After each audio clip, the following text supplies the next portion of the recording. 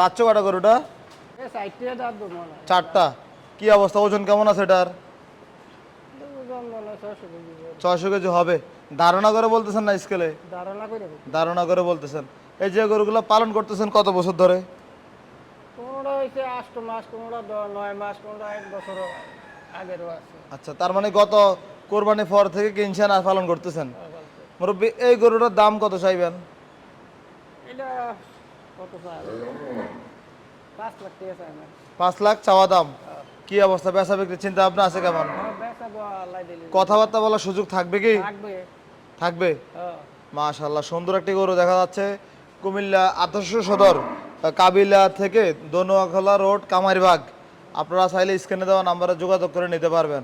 এদিকে আরেকটা গরু দেখা যাচ্ছে, এটা দাঁতছে কয়টা? 4টা না 6টা? যেমন 6টা দাঁত। 6টা। মুরব্বী, এটার ওজন কেমন হতে পারে? এটা 500 কেজি হবে। 500 কেজি হতে পারে। মাশাআল্লাহ, সুন্দর গরু। 2026 কোরবানির জন্য তো তৈরি করছিলেন। কত চাইবেন এটা?